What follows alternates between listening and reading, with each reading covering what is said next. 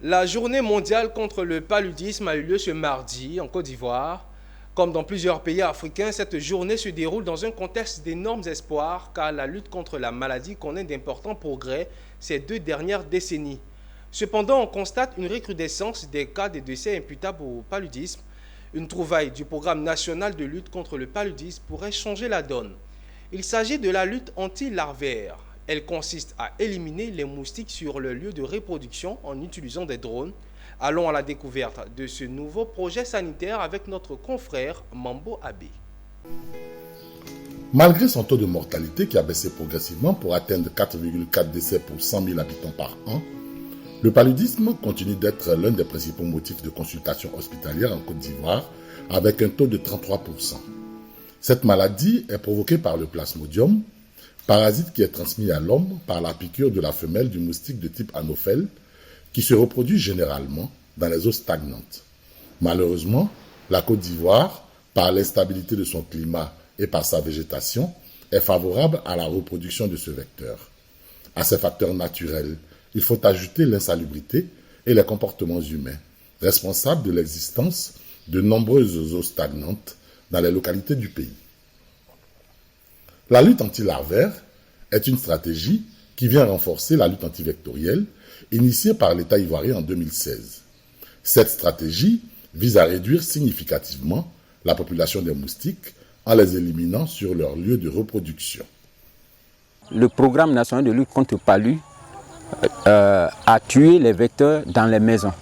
Avec la pulvérisation intradomiciliaire, avec les moustiquaires imprégnés, ce nouveau projet a pour objet de tuer le vecteur dans son lieu de reproduction, comme vous voyez ici les rizières et les flaques d'eau. Mise en œuvre depuis 2022, la lutte anti-larvaire s'opère à l'aide de moyens innovants, comme les drones, utilisés pour la cartographie des gîtes à traiter, mais également pour l'épandage rapide des larvicides sur de larges superficies et dans les gîtes larvaires difficiles d'accès. Selon son mode opératoire, une fois la cartographie effectuée, une étude est menée sur les sites potentiels pour identifier la nature des larves. Les gîtes retenus sont ensuite traités avec des larvicides de façon mécanique ou en utilisant des drones pour les larges étendues et les points difficilement accessibles. Cette phase est soutenue par une sensibilisation des ménages qui doivent désormais savoir repérer les maternités de moustiques dans leur environnement et les détruire. La dernière étape consiste à mesurer l'impact de l'intervention par une post-évaluation.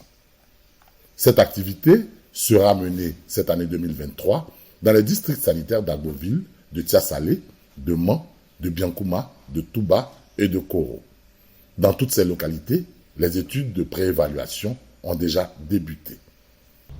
Ici, nous sommes venus faire des prélèvements pour la recherche des larves des anophèles, ceux-là qui donnent le paludisme. On regarde dans l'eau, on trouve les larves, on les ramasse et on les envoie au labo pour les analyses. Mais déjà, je viens de prendre quelques-uns déjà.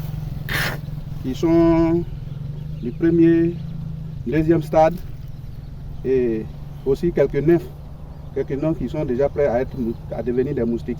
Pour pouvoir maintenir les acquis de la lutte anti-larvaire, les communautés bénéficiaires doivent adopter les principales mesures de prévention qui consistent à dormir chaque nuit sous des moustiquaires imprégnés et à prendre soin de leur environnement par l'élimination de tout ce qui peut servir de lieu de reproduction de moustiques. Objectif: zéro paludisme en Côte d'Ivoire, nous nous engageons.